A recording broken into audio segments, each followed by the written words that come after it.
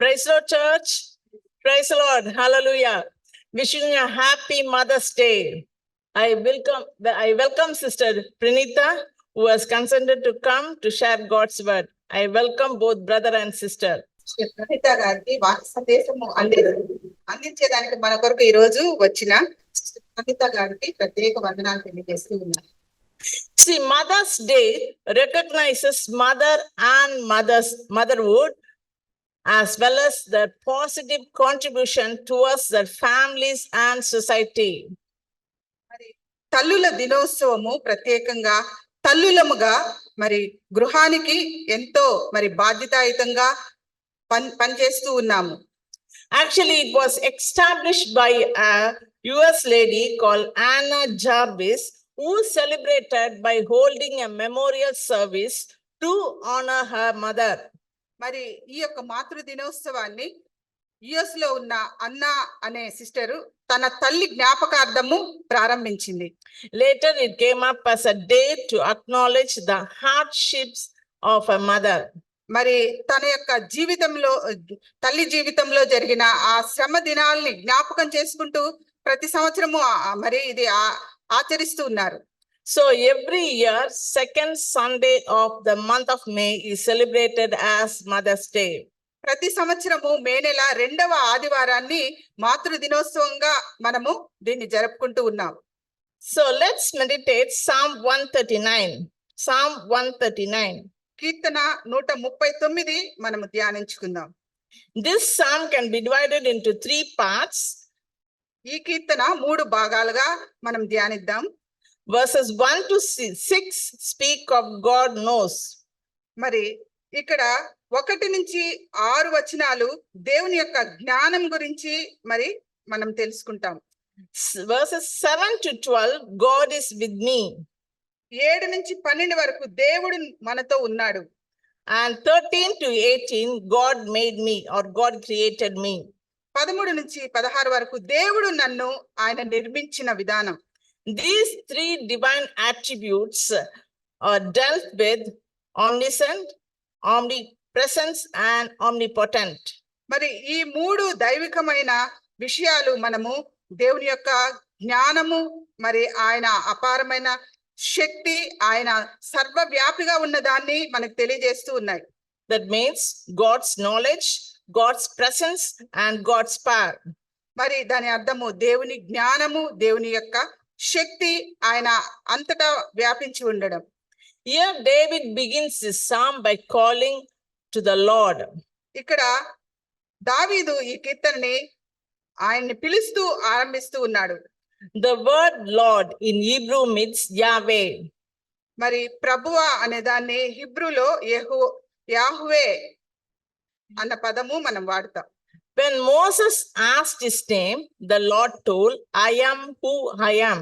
మోషే దేవుణ్ణి అడిగినప్పుడు నీ పేరేంటి అని, నేను ఉన్నవాడను, నేనే అని ప్రభు చెప్పారు. In Exodus 3:14 we read this.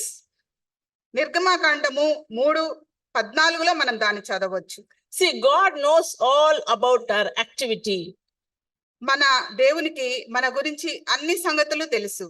He knows our thoughts, he knows our motives, and he knows our plans. మన యొక్క తలంపులు, మన యొక్క ఉద్దేశాలు, మన యొక్క అన్ని ప్రణాళికలు దేవునికి తెలుసు.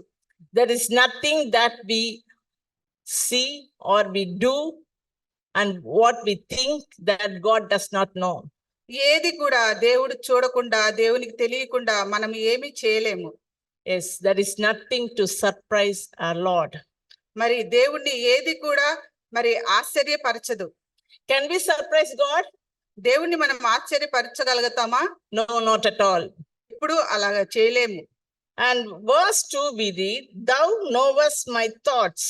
2వ వచనం మనం చూసినట్లయితే, నేను కూర్చుండుట, నేను లేచుట నీకు తెలియను. God knows all our thoughts, our imaginations. నాకు తలంపు పుట్టక మునిపే నీవు నా మనసు గ్రహించుచున్నావు. ఆయనకి మన యొక్క ఊహలన్నీ కూడా తెలుసు. Actually, our thought life is something private. మనం ఆలోచించే విధానం చాలా వ్యక్తిగతంగా ఉంటుంది. Nobody can know it. మన ఆలోచనలు ఎవ్వరు కూడా తెలుసుకోలేరు. Nobody can ever guess of what we are thinking, however intimate we are. మరి ఎవ్వరు కూడా మన ఆలోచనలు ఏ విధంగా ఉంటాయో మనల్ని ఎవరు కూడా అంచనా వేయలేరు. But the Lord understands our thoughts far off. అయితే దేవునికి మన యొక్క ప్రతి ఒక్క తలంపు ఆయనకు తెలుసు. God knows our heart, ఆయన మన హృదయము ఆయనకు తెలుసు. our thoughts, మన ఆలోచనలు తెలుసు. our motives, మన ఉద్దేశాలు తెలుసు. our dreams, మన కలలు తెలుసు. our frustrations. మన యొక్క నిరాశ నిస్పృహలు కూడా తెలుసు. He knows our past, present, and future. మన యొక్క భవిష్యత్తు, గతము, మరి వర్తమానం కూడా ఆయనకు తెలుసు. God knows our motives. దేవుడు మన యొక్క ఉద్దేశాలన్నీ ఎరిగినవాడు. You may think your motives for doing something is good or right. ఒకవేళ మనము మన యొక్క చేసే ప్రతి పని కూడా ఆ ఉద్దేశము అన్ని మంచే అని అనుకుంటూ ఉండవచ్చు. But God is not fooled. అయితే దేవుడు ఆయన తెలియని వాడు కాదు. He knows it that it is a wrong motive. అయితే ఆ ఉద్దేశం ఒకవేళ తప్పైంది అయితే ఆయనకు తెలుసు ఆ ఉద్దేశం తప్పు అని. Let's move on to verse 13. 13వ వచనం మనం చూసినట్లయితే, You created my innermost part and you wove me in my mother's womb. నా అంతరింద్రియములను నీవే కలుగు చేసితివి, నా తల్లి గర్భమందు నన్ను నిర్మించిన వాడవు నీవే. Because he formed us in his mother's womb, మన తల్లి గర్భమందు దేవుడు ఆయన మనల్ని నిర్మించిన దాన్ని బట్టి, in our mother's womb, మన తల్లి గర్భంలో మనం ఉన్నప్పుడు, that's why we are all here today. మనము అందరం ఇక్కడ ఉన్నామంటే మరి అదే కారణం. Yes, motherhood is one of the life's highest calling. మాతృత్వము అనేది అన్నిటికంటే చాలా ఉన్నతమైనదిగా ఉంటూ ఉంది. To mother is to nurture, మరి మాతృత్వం తల్లిగా మరి పెంచడము, is to train, నేర్పించడము, is to educate, వాళ్ళకి విద్యా బుద్ధులు చెప్పించడము, and to equip spiritually. ఆత్మీయంగా వాళ్ళని పెంచడము. See, Mother's Day is often of memories that remind us of challenges, the struggles, and the blessings of motherhood. మరి మాతృ దినోత్సవంలో తల్లులుగా మనం ఎదుర్కొన్న సవాళ్ళు, మరి శ్రమలు ఇవన్నీ కూడా మనకి గుర్తు చేస్తూ ఉంటాయి.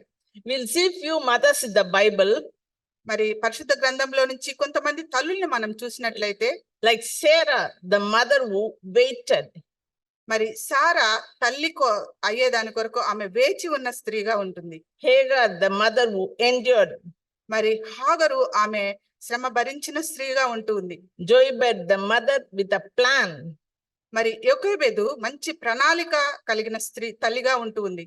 Hannah, the mother who kept her promise. మరి హన్నా తన వాగ్దానాన్ని నిలబెట్టుకున్న తల్లిగా ఉంటుంది. And Elizabeth, the mother who believed in miracles. మరి ఎలిజబెత్ అద్భుతాలను విశ్వసించిన తల్లిగా ఉంటూ ఉంది. And Mary, blessed among women. మరి స్త్రీలందరిలో ఆశీర్వదింపబడిన తల్లిగా మరియమ్మ గారు ఉంటున్నారు. In Judges 5:7, we see about Deborah. న్యాయాధిపతులు 5:7లో మనం దెబోరాని చూస్తాము. Deborah was chosen by God as a mother in Israel. మరి దెబోరా ఇశ్రాయేలులకి తల్లిగా ఉండేదానికి దేవుని చేత ఎన్నుకొనబడినగా ఉంటుంది. In verse 7 we read of chapter 5, I, Deborah, arose, a mother in Israel. 7వ వచనము న్యాయాధిపతులు 5:7లో ఇశ్రాయేలీయుల గ్రామముల నిర్జనములాయను దెబోరాను నేను రాకమునుపు ఇశ్రాయేలులో నేను తల్లిగా ఉండక మునుపు అని అవి నిర్జనములాయను. She leads the people to victory. ఆమె ఇశ్రాయేలు ప్రజలని విజయం వైపు నడిపించిన తల్లిగా ఉంటుంది. The Israelites are her children. ఇశ్రాయేలులందరూ ఆమె పిల్లలుగా ఉంటూ ఉన్నారు. Like Deborah, we should be spiritual mothers. Deborah లాగా మనమందరం కూడా ఆత్మీయ తల్లులుగా ఉండాలి. Like nurturing, వాళ్ళని పెంచడంలో, admonishing, వాళ్ళని మరి నడిపించడంలో, cherishing వాళ్ళకి సరైన బుద్ధులు చెప్పడంలో, the younger generation. మరి ఈ యొక్క యువ మరి జనాలకి. And if they are in the wrong track, put them in the right track. ఒకవేళ యవనస్తులైన బిడ్డలు మరి దారి తప్పి తొలగి ప్రవర్తిస్తూ ఉంటే వాళ్ళని మనం సరైన దారిలో పెట్టేవారంగా ఉండాలి. Counsel them, వాళ్ళకి మంచి ఆలోచన చెప్పేవారంగా ఉండాలి. comfort them, వాళ్ళని ఆదరించే వారంగా ఉండాలి. console them, వాళ్ళని మనము బలపరిచే వాళ్ళంగా ఉండాలి. and encourage them when they are in the depression. ఒకవేళ వారు నిరాశ నిస్పృహలో ఉంటే వాళ్ళని ప్రోత్సహించే వాళ్ళంగా ఉండాలి. And equip them spiritually for the glory of the Lord. ఆత్మీయంగా వాళ్ళని బలపరిచి దేవుని మహిమ కొరకు పెంచే వారంగా ఉండాలి. In verse 14 we read, this is a profound verse, I will praise thee for I am fearfully and wonderfully made. 139 కీర్తన 14వ వచనంలో మనం చూసినట్లయితే, నన్ను నీవు కలుగు చేసిన విధము చూడగా భయమును ఆశ్చర్యమును నాకు పుట్టుచున్నవి.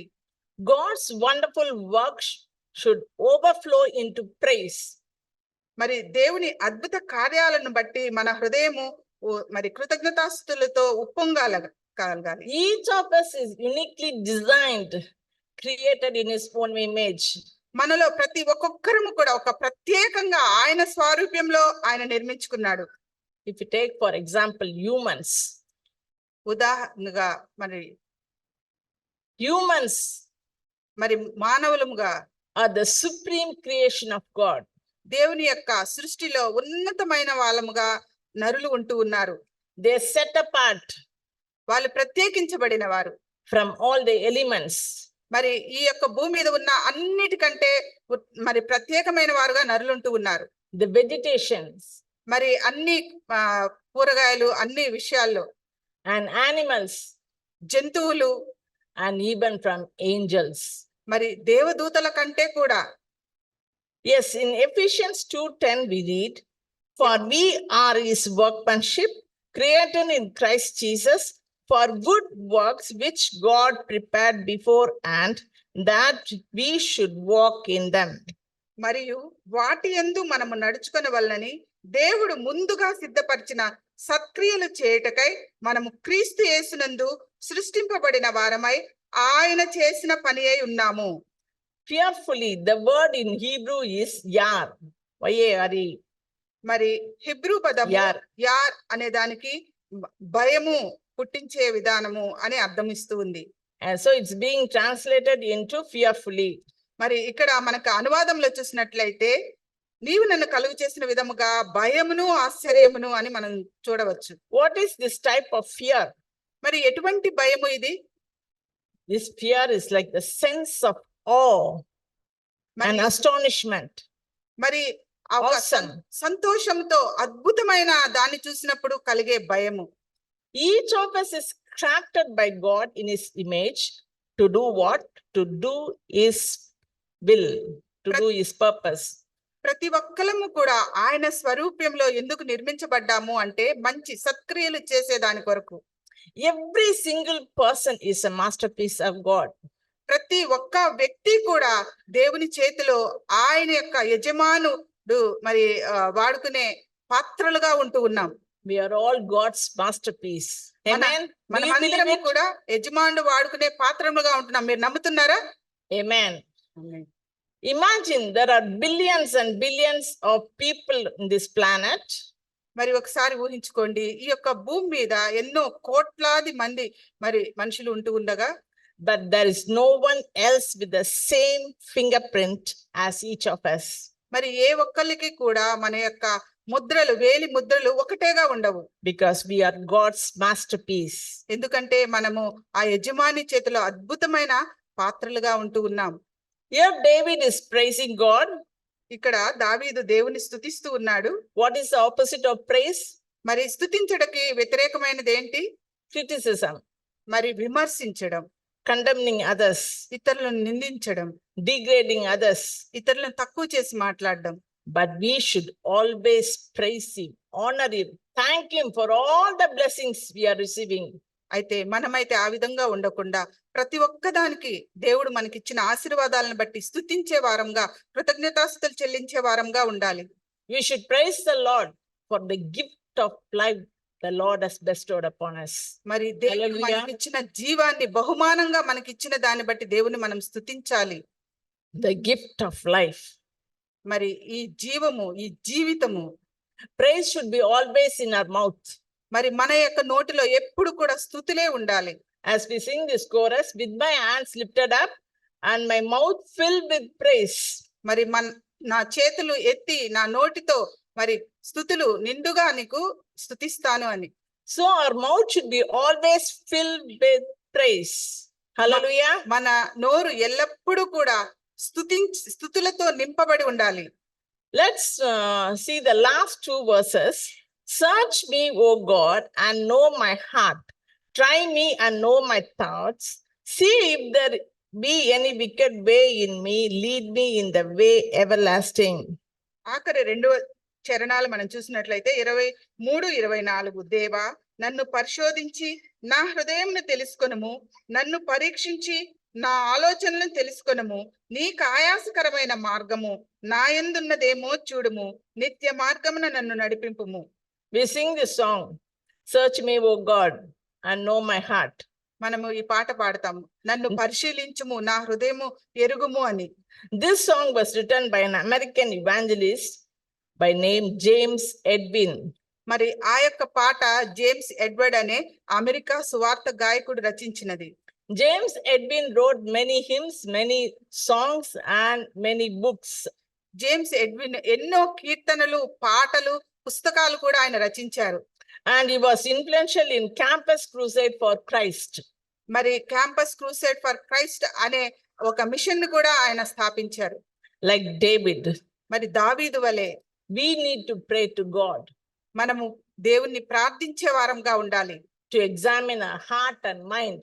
మరి మన హృదయాలని, మన ఆలోచనల్ని ఆయన పరిశీలించమని ప్రార్థించే వారంగా దావీదు వలె ఉండాలి. To scrutinize, మరి మనల్ని మనము మరి పరీక్షించుకోవడానికి, to see if there is any wickedness in us or self-deception in our hearts. మరి మన హృదయాల్లో ఏదైనా స్వార్థపూరితమైన దుష్ట మరి పరిస్థితి ఉందేమోనని మనము పరిశీలించుకునే వారంగా ఉండాలి. We should ask the Lord to cleanse us. మరి దేవుణ్ణి మనము ప్రార్థన చేసి అయ్యా కడగమని చెప్పి పరిశుద్ధపరచమని ప్రార్థించాలి. God knows that our thoughts or anxious thoughts would weigh us down and lead us from him. మరి ఏవైతే మనల్ని నడిపిస్తూ ఉన్న తలంపులన్నీ ఆయన ఎరిగి ఉంటూ ఉన్నాడు దేవుడు. But those who trust in him, fix their thoughts on him, and they will be kept in the perfect peace. మరి ఎవరైతే మరి చెడు తలంపులన్నీ ఆయన పాదాల దగ్గర పడవేసి ప్రార్థన చేస్తారో వాళ్ళు సమాధానంతో ఉండగలుగుతారు. Blessed is the man who would trust in the Lord. మరి యెహోవాను నమ్ముకుని వాడు ధన్యుడు. They'll be like a tree planted by the waters. మరి దుప్పి నీటి వాగుల కొరకు ఎదురు నీటి ఎవరను నాటబడిన చెట్టు వలె, and their leaves would be fresh and green and bear more fruits for the Lord. మరి ఎప్పుడైతే నీటి ఓరన నాటబడిన చెట్టు వలె మనం ఉంటామో, మరి పచ్చగా ఉండి తన కాలమందు ఫలించే చెట్టులాగా మనం ఉంటాము. In conclusion, spiritual mothers ముగింపులో ఆత్మీయ తల్లులముగా do not need to be blood related. మరి రక్త సంబంధముగా మనము తల్లులముగా వ్యవహరించేటప్పుడు instead they serve us. మరి మనము సేవ చేయాలి. They serve as coaches, leaders, guides. మరి మన పిల్లల్ని నాయకులుగా నడిపించాలి, వాళ్ళకి ఆలోచన చెప్పాలి. And mentors to the younger people. మరి మంచి యవనస్తులుగా వారిని మనము తీర్చిదిద్దాలి. Spiritual mothering is a calling for every Christian woman. మరి ఆత్మీయ తల్లులుగా ప్రతి ఒక్కళ్ళు కూడా ఆత్మీయంగా బిడ్డల్ని పెంచే బాధ్యత వహించాలి మనమందరము. Are you a spiritual mother? మనము అందరము ఆత్మీయ తల్లులుగా ఉన్నామా? If not, ఒకవేళ ఆ విధంగా లేకపోతే ask the Lord to give more opportunities. మరి దేవుణ్ణి మనకు అవకాశాలు ఆ విధంగా మనము ఆత్మీయ మంచి తల్లులుగా ఉండేదానికి సహాయం చేయమని అడగాలి. To share the gospel. మరి సువార్తని పంచుకునేదానికి and nurture them spiritually. మరి ఆత్మీయంగా వాళ్ళని పెంచేదానికి because they are your spiritual children. ఎందుకంటే ఆత్మీయ బిడ్డలు వాళ్ళు మనకి ఇవ్వబడ్డారు. Praise the Lord. May God bless you all. దేవుడి Amen. స్తోత్రం. దేవుడు మనందరిని దీవించును గాక.